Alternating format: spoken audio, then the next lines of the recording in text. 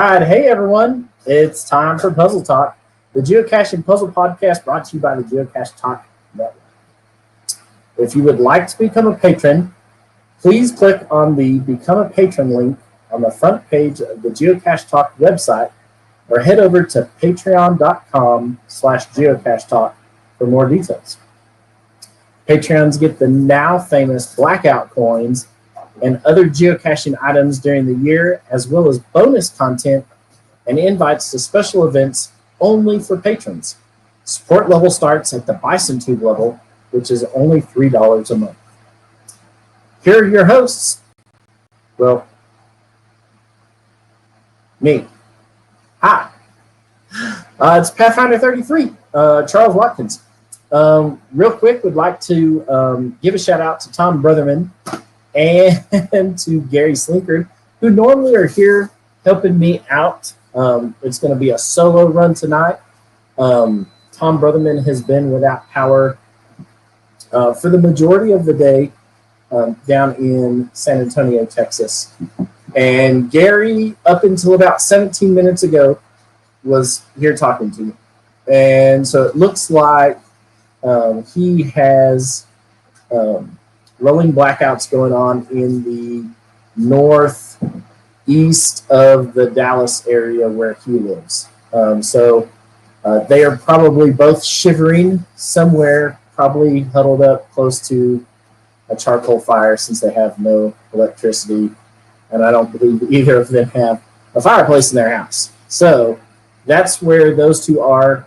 If power gets restored to either one of them, I believe either one of them may jump back in here for the show. But in the meantime, it is going to be a solo run at this. This may be the last time for a solo run at this. We'll see how it goes. But first, before we jump into the show too far, we have some news.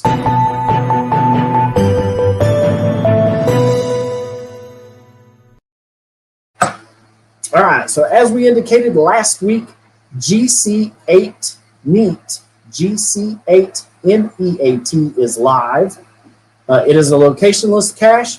There are some CTO requirements for this cache, so go out, do some CTO, post a picture.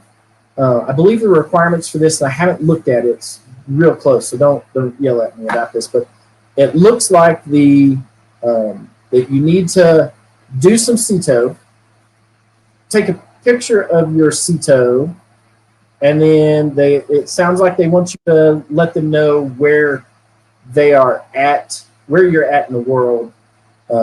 So do those three things, get on there and claim your locationless cache for GC8 NEAT. Also, to let y'all know, there is some Puzzle Talk merchandise available in the Geocache Talk store. Go to geocachetalk.com and click on the store tab at the top in the upper right. Or you can go directly to the store. We'll have a store link in the show notes. But we do have some cool Geocache Puzzle Talk coins, as well as some Puzzle Talk shirts and other merchandise that is available for purchase. If you would like to support the show, that would be awesome. I see Memphis back there in the green room. If you want to jump in, brother, come on in. I didn't want to jump in without permission, so no, it's all good. So it's rare that I'm actually home on a Tuesday night, so I was gonna just watch, and I was like, "What's going on here?" Yeah, so it looks like Gary and Tom have both. Tom has not had power all day today. Oh my gosh! And Gary was here 20 minutes ago talking to me, but they were expecting a rolling blackout at 6:15. And so here they are. He went down about 6:45, 6:50. So yeah, it's crazy weather in the south. Stay warm, stay hydrated. And then the other new news that's in right now is new souvenirs. So coming out at the end of this month, there are 14 new reasons to go geocaching. there are 2 new levels added to the Wonders of the World, which give you 3 new digital souvenirs for your geocaching profile. So, did you see they added the other stuff to the geocaching app today too? The blog came out on that. no, what did I miss? What's So on? it's brand new. It just came out this afternoon. They added different ways to track your streaks, and it's only for the geocaching app, so the native app. But they added you can track your streaks and some other DT stuff. So they're adding more of the statistics tracking to the actual geocaching app. Yeah, there you go. There is. I see it. I'm sitting here looking at it like it's trying to tell me that I need to grab these 2 caches to get another loop in my fizzy grid. That's kind of neat. And they have your a tab for your milestones. Yeah, which is pretty cool. That's kind of neat. So it goes through and shows you all of your milestones that you're at. So if you are a native geocaching app user, some new stuff for you guys out there. So that's kind of neat that that stuff came out, and you can track it in the app now. So I guess that means I'm gonna have to download that app again, huh? I don't actually have that app, so you, like me, are a Fruity phone user, right? Yes, indeed. We both have the Apple phones, and we are very much loving the Cachly app. But they do, and I support them. I don't care what anybody says, and I'm as diehard Cachly as anybody. But I support geocaching when they say, this promotion is only going to be on our app. It should be. It's your company. It absolutely should be. And when it is, I switch over there and do the Wonders of the World and everything else, and then I go back to my other app. But yep, and I have it. It's in my other little. I have a tile that's just for geocaching. So I have the old Where I Go app, the new Where I Go app, the Adventure Labs app, the CacheTour.no, the original official geocaching app, TV Scan, and Looking for Cache Lite in my geocaching profile. So, but yeah, I agree. If you're going to run a promotion like that, you want people to come in and use your stuff. By God, it's your stuff. Run it how you want. Hey, you know what? You and I agree on this a lot, but I know they don't. I think geocaching.com ought to be a lot more greedy than they are. They're too nice. I'd be charging all kinds of money, so it's probably good I'm not in charge of it. I'd be charging all kinds of money. I'd be selling all virtuals and webcams, and I'd be selling all kinds of stuff. Man, if they ever went into a deal where you could put in and buy in for a lottery chance to own a new webcam cache. How much would you pay outright for a webcam right now? What is my savings account balance? I got $312.16. It's. We have somebody north of the border. We do, who's used to the cold, and that's right. Whatnot. Look, it rides like $500. Hey, you know what? If you could own one, I'd probably have a few people chip in, and we'd have to get one. No, the CFO would not approve, and she's busy doing something else. The only reason I can be so brave with my talking right now. Oh yeah. So yeah, with Gary and Tom both being down for weather, we had Tom usually gets in like the day before or the day of and adds a bunch of notes to this.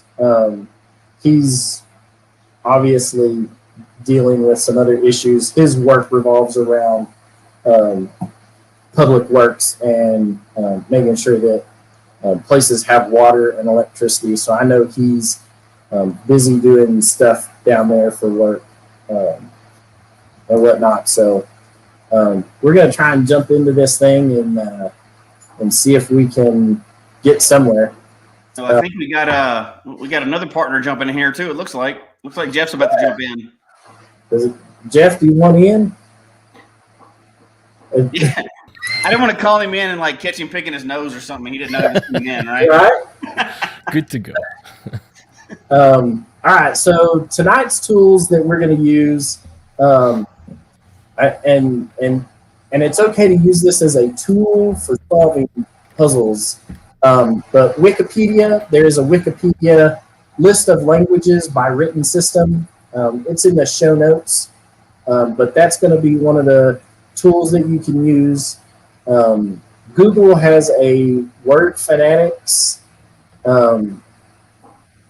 deal. We've got a link in the show notes, as well as Google has a Google Translate. So if you're not sure what language it is, you can copy and paste it into Google Translate and select the detect language, and then it will spit it out in whatever your native language is. So English, French, German, Australian, because I know you guys down there kind of speak a slightly different version of this from us. Which version of English is it? It's the more British version, the more do accents.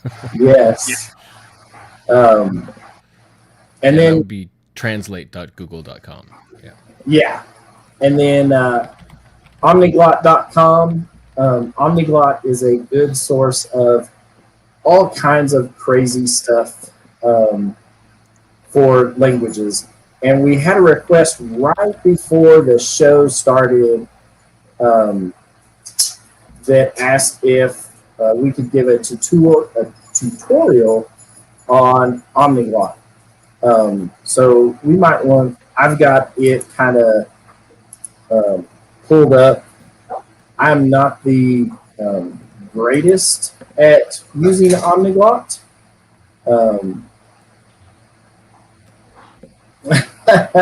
It does look like it has quite a bit of stuff here. I love that the puzzle language. I've never seen that before.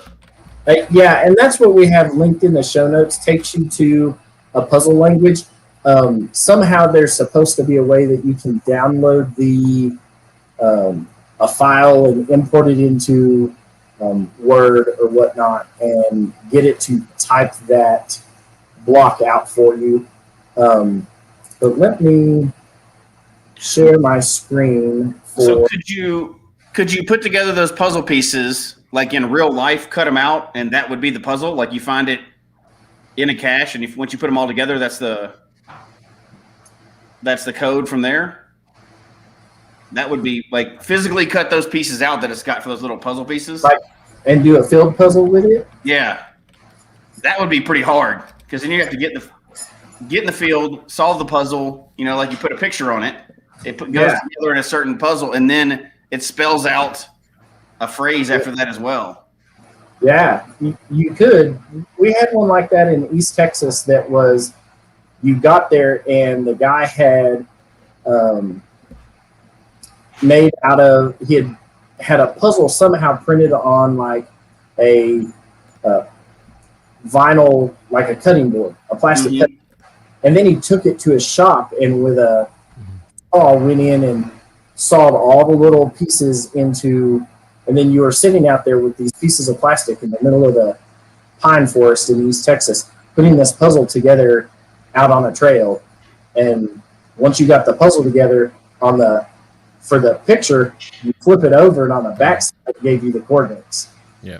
You had to break it all apart, put it back in the tin that he had it stashed in, hide it, and go to. But it was a multi-cache with a field puzzle attribute on it. We had one kind of just like that around here as well. It was like the guy's big logo, kind of like a shield, like a Superman sort of design, and it was split up. It wasn't a hard puzzle. It was maybe 8 or 9 pieces, but it was like on a drop-down board. So like you bring it down and then align it, and then you have to somehow flip it over to get the coordinates on the backside. Yeah, it was wooden. Honestly. It just seems like maintenance would be a nightmare. If one piece goes missing, you're in trouble. Yeah, one piece goes, and depending, as long as there wasn't a huge portion of the coordinates on it on the back or whatnot, then. But like this one, the puzzle code for this, it could be could get you in a world of hurt if a couple of those pieces went missing. Yeah.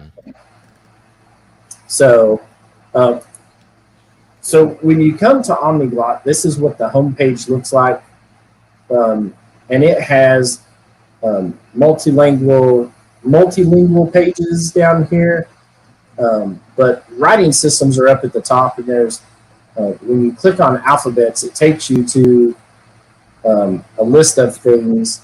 You can sort these alphabets in a couple of ways in how you read them. So if you read them from right to left, and then you come down and read them from right to left, or if you read them right to left, and then go down and read the next line from left to right, like Egyptian hieroglyphics. Oh my gosh. Yeah, it gets confusing. And then there are languages that you read from right to left, but you read them from top to bottom, and then go to the next column and read top to bottom, and then go to the next column and read top to bottom. Gaelic is one of those languages, but as you scroll down here, it gives you a whole host of all of the different languages that are in here. These are all real languages that are spoken or written somewhere around the world, or used to be. So some of them you read right to left, some you read left to right, and some you read top to bottom. And there's one or two that I was looking at in here earlier that you read bottom to top. Wow. And then you read it from left to right. So it was super confusing if it's. This is exactly why I hike and climb trees, so I don't have to solve these kind of puzzles. So there are a host of things in here. They have a load of sources that you can use for stuff in there. I don't use Omniglot, at least in this section, for a whole lot of stuff. Gary jumped in here. I see he's back from the depths. And you got some temporary power for the moment. It won't last long. In here, there's a place for you to do like Wingdings 3 and a bunch of other like obscure symbol languages. Would this be a good place? Like if you come upon a puzzle and like I open up a puzzle and it has a weird language I don't know, would this be a good place to come to try to identify and narrow down what language that might be? Yeah, because you can at least come into this in the first section into the alphabets and kind of scroll down and see if something looks familiar. But this Manchu that's up here and this, I'm going to say this wrong, XIDE that's down here, they at least look similar, right? And so they look pretty similar, yeah. So it at least will help you narrow it down to a couple of plausible sources if you are just better than throwing a dart in the dark. Yeah, I've kind of found when doing this, like it's better for searching for a style. But if like you've got specific characters that you're trying to identify, it's a lot harder because there's no like single page source of the entire alphabet. So it's more like what style does it look like, and then see if it matches one of those. Oh, yeah. Do you have a section on Wikibruce for languages or? Yep, Omniglot is linked there. Yeah. Right. Yeah, all of these languages aren't listed, but some of the more common ones. You have other sources too. We could put in the show notes for languages. Do you think, or? I'll let you look. That's fine. So for the visual watchers who are watching now, this is what Memphis was talking about when he was talking about the puzzle code. Let me see if I can make this page a little larger. That one is super cool. So, I'm going to probably have to make a puzzle out of this. I like it. So each one of these letters has a unique bottom side of their square and right side of their square. And so the alphabet is here. And as you put it together, there are periods, spaces, question marks, but it's only the right and the bottom side that make a individual letter or character. And then as you can put them together, you can make a puzzle like you see on the screen here, and then you have to go in and decipher which letter or punctuation mark is each one of these squares. There, there's somehow is a way that you can download a script. I've tried to do it a couple of times, and apparently I'm not smart enough to know how. I think Tom was. No, you did it, didn't you? You and I were talking about this. Or was it Tom I was talking to about? He was using a tool to do some of that. Yeah, it had been Tom. I haven't figured out there's a way that you can get the code that this guy he wrote a script so that you can load it into like Microsoft Word, and then as you type, it will come out in these squares. The only downside to that is if you misspelled something and didn't go back to double check it, then you'd have a misspelled word somewhere in your puzzle. Sure. And the other thing that I like about this is that it's a substitution cipher. It's like one letter per symbol, but those symbols affect the other ones next to them, to the top and left. Absolutely. So you can't just necessarily just do a find and replace. If you see them, you have to like pay attention to which ones, or you have to ignore the top and left if you're trying to do that kind of find and replace. Yeah, and so E is the most used letter in the English alphabet, and so if you went through something like this and looked for just the letters that were E, like this one.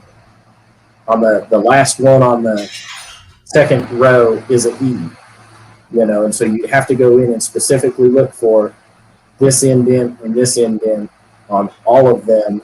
Like this is an E, and so once you look for them, they pop out, but you'd have to do, have this alphabet handy to do.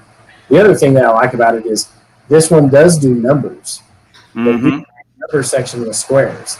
So you could make this into, you could just, if you could figure out a way to get all of this written correctly, you can just put that up there on the screen. Just give them the coordinates. Make them figure out how to decipher what these boxes all mean. Or you could do a multi-level cipher where all the numbers get converted to ASCII or something like that, and then you got to convert that to base 64 and convert. That's just mean. There's no reason to do that to somebody. That's just mean. Yeah. That's what I was going to bring up tonight was I worked on one. This is kind of like, I should have known what I was getting into because you look at a difficulty level, you can see what you're getting into. And I didn't really think that far ahead, but I went through this trouble of just converting this language into something readable. And once I did, it was like, it's still not really readable. Oh, no, it's like Klingon or something. It's like, it just, there was layers, and I thought, dang it, I should have realized there might be layers in this stupid puzzle. Because you could go from, to Spanish or something, and then, And I was looking for a puzzle cache because we had talked about it. I thought you, me, and Tom had talked about it, but it might have been in a Facebook puzzle caching group that I'm in. But there was a cache that was brought up that had, like 25 different languages, Oh, yeah. written out on a separate line. And, you just take it and you're like, oh, that one looks like French. And then, I took it in and threw it into the Google Translate and it came out being Spanish. But I was like, hey, that's close, But there were some that I was looking at them that I was like, there's no way, But what's the reality, though? If you do a 4 or 5 language step puzzle, How many people in your area is actually going to go find that? There's like the 8 cachers that are going to solve the puzzle, and then nobody else goes and find it for a year. Mm-hmm. In At my least where I area, am. 0. Maybe up Jeff's way, there might be what? How many, Jeff? Half dozen? There's a handful of people who do hard difficulty stuff, but then it comes to the groups. It's and the then, same handful of people though that always do them. Yeah. Exactly. Yeah. But we all know puzzles can come in a multitude of real and made-up languages like Klingon or Wookiee, right? There are a multitude of tools to help us decipher these puzzles. Some puzzles are in foreign languages, and to us who only speak English or can only read English, a puzzle in Spanish sometimes can be extremely hard, or they can have some odd spellings, use of regional slang, because I know when I lived in Germany that some of the regional slang that we had in Hessen, when I went down to Bavaria and tried to speak to them, they looked at me and obviously knew that I was not from around there. So there's some regional slang, and then some use phonetics to make a cache. So there are a multitude of resources. We've got a couple listed in the show notes. Cully Long's book has a very good selection of alphabets, we're being told. So right here. And we have, we have several shows mentioned Cully's book. So, get in there if you want to get a good jump on things. Get that. Make sure you get the spiral bound book and not the hard paperback, because you're going to be flipping around through it enough that Tom separated the backing on his and some pages started to come out. So he bought the new one. He bought the spiral bound one. So go ahead and jump in there, and you're going to get one. If you don't have the spiral bound, what you can do, I didn't realize this till I worked at FedEx for a while, but you can take it to either a UPS store or a FedEx store, hand them the book, and they have the machine and the spiler pieces for you. Typically, if you have one of those stores near you, they will punch it, put the spiral in it, and make it a spiral bound notebook for you. Pretty cheap. I mean, so if you have the other version, take a minute sometime, pop into a FedEx or UPS store or something of that nature. I know those two. I know FedEx has it. I'm sure others do too, but it's not that hard. But it takes specialized tools, and those stores have them, and they're easy to do. So, but it is so much better to have a spiral bound of. It's more like a workbook, and people don't realize what Cully's book is. It's not really one you. I mean, you can sit down and read it, but it's more. Yeah, that's a lot of work. Just go buy another one and give the one you already have away at an event when we have it. There you go, or do that. But if you auction don't, it off. Yeah, exactly. But it is more of a workbook if you ever buy one. So, just so you know. I'm just adding that book to the tools list. I haven't added it yet. Yeah. I put in at your site that's now. a good resource for sure. Tools.cachetheline.net for our audio listeners. Pretty simple. Just tools.cache, like geocache, cachetheline.net, and lots of resources. Jeff is always keeping an eye out for little things to add. The library grows. And if there's any bad links, let me know.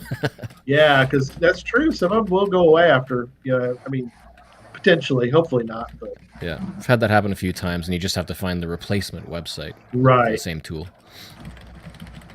Yeah.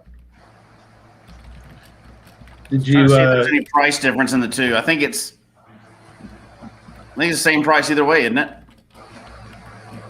Oh, I think so. I don't think there's a difference. About $25 is what it is at US. Yeah. For a resource that you're going to use all the time that'll help you solve a lot of puzzles, that's not a bad deal. No, not at all. And it's kind of, for those that have never used it or looked at it, the other cool thing about it is that it's almost like a training tool as well. If you go through it, like if you've never seen a puzzle, geocache puzzle that you know what to do with, and you're trying to learn other than watch the podcast. If you start at the beginning of the book, it kind of goes through and shows you kind of in an order of difficulty. Don't start at the middle of the book, start at the beginning, and it gives you some exercises on what to look for and what to learn. As you go along, you kind of start to learn some of the tricks that cache owners use to make puzzles. So is it like in elementary school, all the answers are in the back, so I'll never have to solve any more puzzles? There are a lot of answers. There is. But how are you going to learn, Jesse, by doing that? I guess you did. You did graduate from somewhere at some point. Yeah, a few times. I mean, other than the School of Hard Knocks, you've. Yeah. Did y'all? I guess y'all talked a little bit about Charles. Y'all covered a little bit about languages that nobody's ever like the non-Latin script languages. Those are kind of interesting, I think, because you just don't. For us, it's not. Russian is something we don't really look at that often unless you are in Russia. But it's some of those languages, Japanese, some of the Asian languages. They're cool, but we just don't really. We kind of don't. I mean, we just don't use them that often. So I think they throw us for more of a loop than they would, obviously, somebody who's seen it more often. Yeah, it's kind of like there's almost 3 types of levels of languages. Like for puzzles, there's an English-based language where letters are just replaced and you've got to figure out what the cipher is. Right. But then there's a full translation where you don't. It's like it's not a one-to-one. It's a completely different language, and you've got to translate that. And I think sometimes if we don't want to go to that extent of translating from language to language, sometimes people will use another language and just find some way to map that to English. So you don't have to know the other language, but you can still solve it if you can figure out the mapping. Yeah, it's just the substitution, basically. Yeah. I think Tom mentioned too one time, Charles, we were talking about some other things, which is you take a language that you're not familiar with, and once you finally translate, the English is set. The English, finally you work it out, is the word dot. And then, like the next one, the word is dash. And you're like, dang it! They're gonna make me do this again. It's like multiple levels. Yeah. Yeah. I mean, that was a funny one because it's like, oh, it's Braille now. Oh, great! Now I got to figure out Braille. So, Jeff, do you have a bunch that are in English and French, considering part of your area? I know it's not everybody that speaks French, also, but there really isn't a lot of French puzzles that I've seen in. There's probably a lot more towards Ottawa and that northeastern area, but not around here. It seems like it would be more common, obviously, than in the middle of Colorado, where nobody speaks French. Yeah, I'm about 6 hours from Ottawa, Ontario. Yeah. I was wondering how far you were from the province of Quebec. You're a little ways, right? Yeah, it'll be like 6 to 7 hours probably at least to get to Quebec. Yeah, that's not heck 6 7 hours in Texas. I could barely make it to where Tom lives. So. Well, this is on our 401, which is that highway spine throughout Ontario. Oh yeah. Like Hebrew translated into one thing, Hebrew churches is a whole other level. Yeah, that's good. Thanks, Tricia. Yeah. Yeah. Transliteration, good word. Transliteration is good. Yeah. Kesher Nick and Puzzle mentioned about the flowcharts in the back of the book, so you can turn to the back of the book at Cully's. There is useful stuff back there. Yeah, Pizza Ninja. Those charts have helped me to solve many puzzles. So cool stuff. So I think we got Charles off track. No, you're good. No, it's all good. Well, we're going to take a look at. I'm going to put this in the chat so that everybody can see it, but we're going to look at a old puzzle cache. This one is GC TPG8. So only 4 characters in the GC code. And unfortunately, on the cache page, the puzzle, you have to look at the picture that's on the cache page, which the link to the actual picture in there is broken somehow, but the photo is in the photo gallery. So what I have done was downloaded the picture so we can share the picture here. Yeah. Let's see if we can zoom a little better for. All right, so there's your puzzle, and it took me a while of looking at this to figure out what was going on. Right. Because at first you're thinking maybe a rot, but then you probably tried a rot first, like one of the different rotations, and that didn't work out. No, that didn't work out. But if you look at this, you have this KASH right here on the first line. Mm-hmm. And then the last word in that first section is coordinator.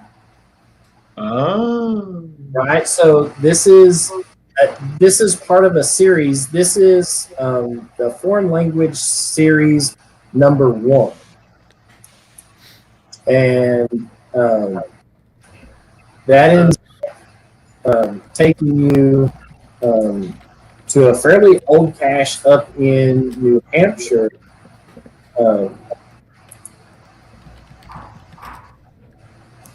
That was like O is 6. And so it's and Google Translate doesn't do anything. No, it's O is O, the number O. Yeah, number this 0. is one of those things a lot easier if you try to read it out loud. Right. right. So nor, at the beginning you read it out loud. You end up having to sound it all out, but then you got to figure out, all right, so is this in English or not? Because some of the other caches that are in this series, there are 4 caches in this series. Number 2 got archived because the puzzle picture went missing and it's not in the photo gallery. So, like this one, you got to sound it out phonetically, but then you got to figure out what language is it in. And the thing is, if it's like a standard language, then Google Translate shouldn't have a problem with it. Well, except that it's not spelled accurately. Right, so there's a twist.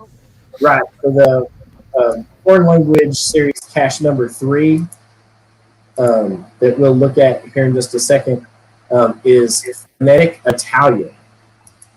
Right. And so you have to sound it out.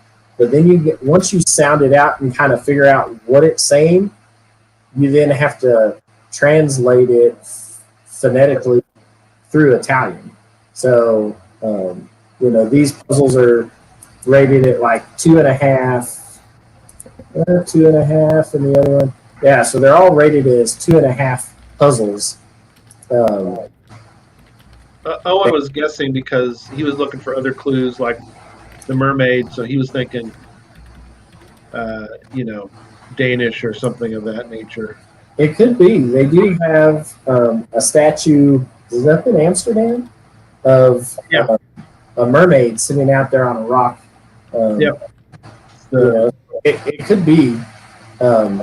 Based on the story. Yeah. But these puzzles are all done off of phonetics. So it was kind of a... it looks like gibberish that makes sense if you read it jammed together. So yeah, we've seen that pretty often with English, right? Like just writing something out phonetically, read it, and you understand what it says. But doing a phonetic foreign language or non-English language... Yeah, good luck with that. You can't just translate it in Google. You have to know what language it is by the sound of what you're reading out. Right. That's different. And so There were a couple of these that I found that the coordinates are phonetic. Copenhagen, thank you. Oh, it's in Copenhagen. Yeah, Copenhagen. You're right. But yeah, so a couple of these, I've got them in the show notes. But if you want to get in and look at them, the foreign language series cache, they're up in New Hampshire. So jump up and look at those and see if you can, figure one of those out. There's some pretty good caches, but I kind of stumbled onto one and then was lucky that I realized what it was looking at it. So it's the words kind of spelled out phonetically. You've got to read it out loud. And sometimes it helps to read it out loud in the bathroom because bathrooms got good acoustics in it. Right. There are three of those to look at. And they're fairly decent little puzzles. There's another one that I found that's called Pirate Treasure 3, Emma's Birthday Cache. Let me share that with us. Yeah.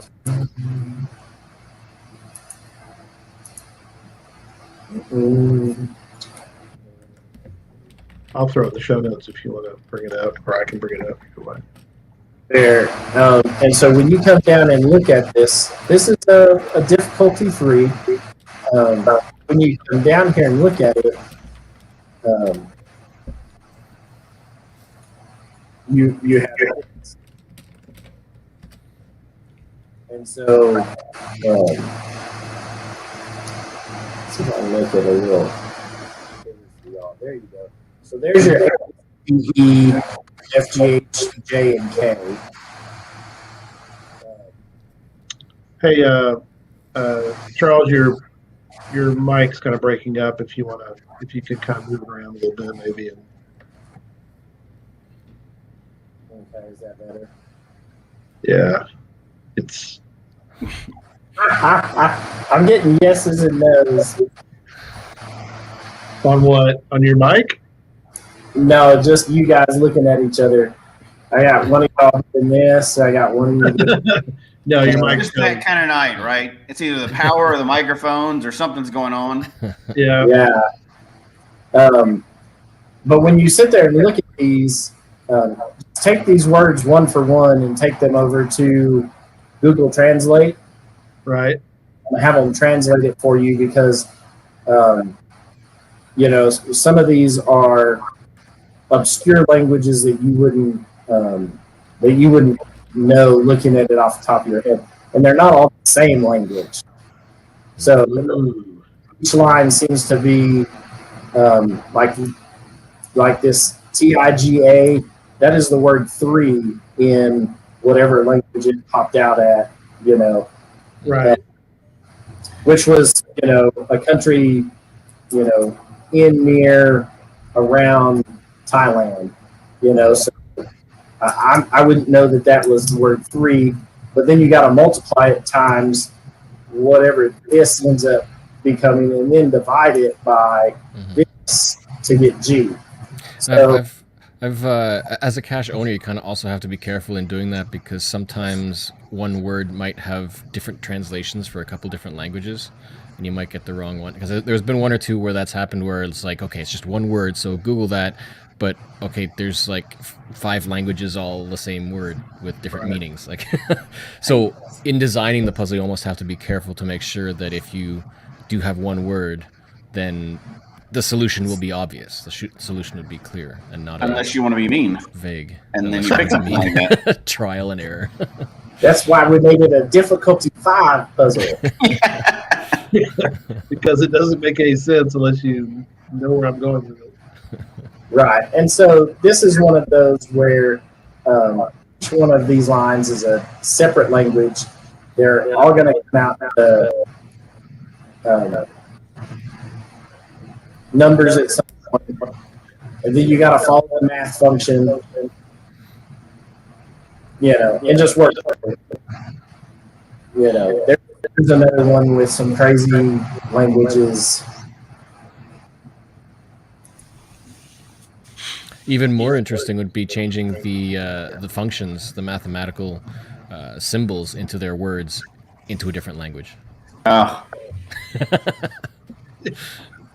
Well, and then you got to execute the order of operations correctly. So addition, subtraction, multiplication, division, from left to right, whichever one comes first. I mean, so it's not always the easiest of, doing this if you don't remember simple basic math functions. So these can get really difficult, and definitely give you the wrong number if you do your order of operations, your PEMDAS, incorrectly.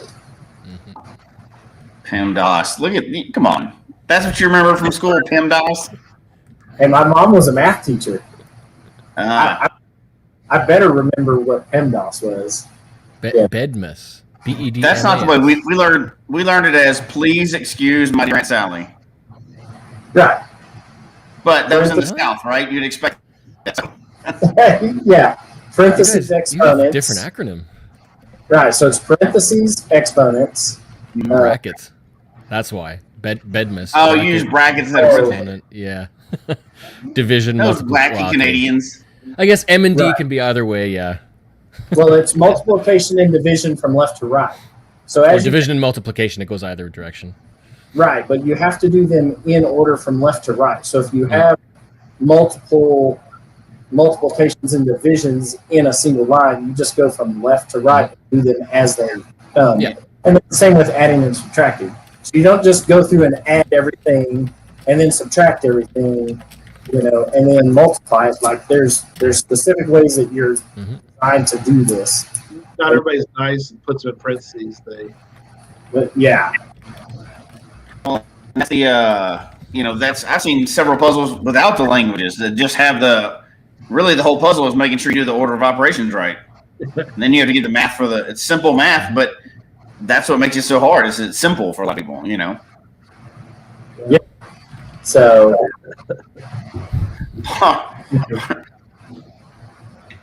Or expo, multiple, division, add, subtract. Right. So parentheses, brackets, it's all the same. Yeah, it's one of the ways to do it. Because you can in calculus, you can have the square brackets. Yeah. So it all just depends on how you want to. And then just throw all of that into like 8 languages, and you got a good puzzle. There you go. That's it. Yeah. So. Before I lose power, we want to talk about Mando and the Child. Yeah, we'll take a look at this Mando and the Child. I've got a. You want to bring it up? Yeah. Sounds like old Scottish or something. Doesn't it? This one I put together after some puzzle talk night. I figured I was going to do that, but so you have to kind of be if you're not a Star Wars nerd, you kind of have to ask somebody. Hopefully, you're familiar at least with the phrase enough that you could get an inkling of where this puzzle was going. But out there, you can find Mandalorian if you're a fan of the show, the Mandalorian Disney Plus show. So the interesting thing is about this, and I want to get y'all's ideas on this, is that and there's part of it. You can maybe see it better with that, but so you have to translate that. Here's the thing: if you translate that, there are no coordinates in this translation. None. There's no coordinates. So if you do the solution checker, click on the button for the solution checker. Charles, pull it down a little ways. So obviously, the first thing you always do on a puzzle is you just go solution check it. Yep. Yeah. The puzzle takes you to that location. Here's the thing, though. The reason why it's important to understand what is in the description is because, I mean, you could hunt around the area, but there's no other clue to give you any information about where the cache is. And you can hunt around and probably find it, but The description is more like a hint. it's like a hint. And so Yeah. when you translate that, it takes you to a particular place near GZ. Like it tells you to be on the north side of the, of this. Baskin Robbins. Yeah, well, it's 31 flavors. It's a giant electric pole, one of those enormous. It's not electric. I'm sorry, light pole. So it kind of gives you an idea of where to go to stand to find this magnetic key holder. So, but I think what was interesting about doing that, and I know you guys may have seen these before, not this obviously particular, but where you aren't given necessarily the right, because we always talk about all puzzles lead to north and coordinates or west coordinates or whatever. They don't always do that. Mm-mm. There may be No. there may be, and nobody says that when you solve a puzzle, let's say it does give you coordinates. You're like, oh, well, then the cache must be at ground zero because I got the coordinates. Doesn't necessarily mean that. No. Well, Tom just found a puzzle, and we were talking about this the other day, that it straight up tells you that the cache is at the posted coordinates, but you have to be able to decipher the puzzle in order to open the combination lock. Yeah. that is locking the cache container. Mm-hmm. Unless you have a set of leads. Set of tools to unlock. And if you got the special tools, right? If you've got the special tools, you don't always have to solve the puzzle to get into the lock. So, does that qualify as a field puzzle attribute though? Because if you go to GZ, you can't get to the cache if you don't have the solution. So the puzzle is on the listing to get the number in order to open the cache at GZ. right. So it just like this one of Gary's, if you click the solution checker, it will tell you that the coordinates are correct. And you go there and there's an ammo can with a combination lock on it. I would, if you decipher the puzzle at the house, if you can solve the puzzle, there's no field puzzle involved. You just get there and unlock the lock. If you get there and haven't solved the puzzle, then you need to try and figure out a way to open the lock without mangling it so that the next person can still get there and open the lock. I feel like that qualifies as a field puzzle, but that might be like one of those debatable things. I might have to ask a reviewer about So I don't know if that's field. Well, if you're talking about the breaking in the lock part, that's like a field puzzle, but not the puzzle to give you a code, right? Right, but if there's a cache at the posted coordinates, there's an additional task you have to do. I think it's one of those like gray areas. I don't know. Yeah. Yeah, if you saw, you don't have to debate it at all. Do you want to bring in my other one before I probably losing power here in a minute. So yeah, hang on, I've got it right here. Safe passage. So safe pilgrimage. So this is another one that I want to get you guys' thoughts on. One thing I didn't want to do was allow for. Hang on a second. I got an echo in here. Oh. There is an echo. Let me mute you for a second, Jeff. I don't know if it's Jeff or not. Well, maybe. We don't know. I got to work on yours. We got to get you a better mic, Charles. I get a lot of static on yours, but anyway. So the thing about this one is I didn't want people to go to this page and be able to cut and paste the information. Like on the last one, you can cut and paste it. There is no place to cut and paste this one. It gives you clues, and it talks about the name of the cache is a clue, safe pilgrimage. I give you the clue Friday the 13th, and then Charles is showing you where it is. It's kind of hard to see, but you go into the picture, and in the picture, there it is. You can barely see it, but you can zoom in with the scroll wheel or Control you Plus. can scroll in, zoom it. But so there you go. So I was being a little tricky and a little evil. So you can't cut and paste the darn thing. So it's like, dang it, I can't. So you got to come up with some other way to figure out what this is. So for me, what I would do with this puzzle is I would load that into a paint program. Yeah, and then it can enlarge it and then just overlay the letters as I determine what they are. And then exactly, yeah. That's just So there's some other tools you have to use for that. But I gave you clues: safe pilgrimage, Friday the 13th. I think I don't know if there's other clues in there, but if you kind of look through and you go, if you get a general idea of, well, Friday the 13th and safe pilgrimage sounds a lot like, the Knights Templar. So is there a Knights Templar, language out there that I can use? Then you can kind of work from there. So and once you get your, but what do you guys think of making it in such a way that you can't easily cut and paste it? Yeah, all for it. That's what I did on whenever I Morse code.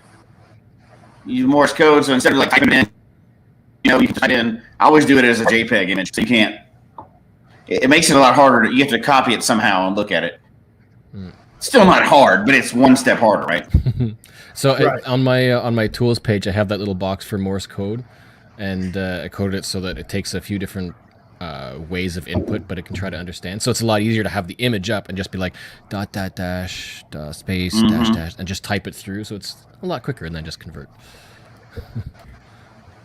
Yeah. So little trick, little different approach to a language. As you can tell, I was trying to do something completely different.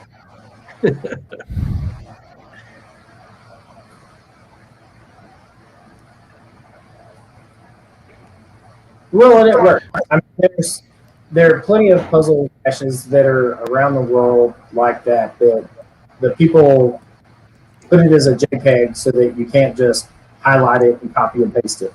Yeah. So it works, And there's obviously many variations on the theme. You could bury your language. Let's say you were going to use, the Knights Templar language there. You could bury the letters into a picture. So as you look through the picture, you're like, well, that's kind of weird. Why is that little symbol there? And you go, oh, that symbol must be something else. So then you start to make note of these symbols, and then you go, oh, I'm seeing a pattern. There's several of these in there. And so I think making puzzles non-text is kind of another one of those ways that people are using to thwart apps and scripts and stuff. It's just like Jiggity now with puzzles. You hide the puzzles behind a jigsaw you've got to solve, but now there's scripts to solve the puzzles. So people will always come up with a way to get rid of all the busy work. Right. That's how they have to keep evolving. You just gotta make them trickier and trickier all the time. Yep. I have that with a Jiggity. Oh, right. To do that. I have it to where you just click a button, it solves the puzzle. But where's the fun in that? Where's the fun? Yeah. 400 cash geo art. Well, Every one of them was. Sudokus were hugely popular too. That was trendy for a while. Everybody was making it. It was like, oh, another Sudoku. Oh yes, yeah. Well, they were fun until there's apps out there that'll solve all that stuff too. So that takes the fun out of that. True. There was a run for a while, if you guys remember, of the Magic Eye. Those are terrible. I hate those because I can't see it, no matter what happens. Not Jesse's favorite. I could do it, but it was. I can't. I absolutely cannot see it. I don't care how long I have with it. So we had a high difficulty 5 puzzle that did that, but they encoded the image in the lowest, least significant bits of the pixels of an image. Right. So you had to take that layer, RGB, and then look at the dots, and then there's your noise. Oh image. My gosh, that's silly. Yeah.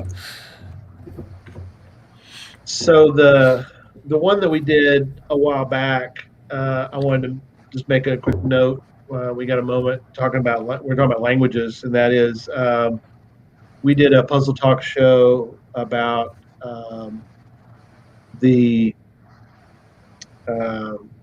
am I drawing a blank? The guy in San Francisco murder. My brain's not working tonight. What's the one with they just broke the code on it? Come on, nobody tell him. Don't Zodiac. say it. Oh, you ruined it. We could have made him stumble over that for 10 more minutes. Thanks, appreciate you. Yeah. Anyway, so yeah.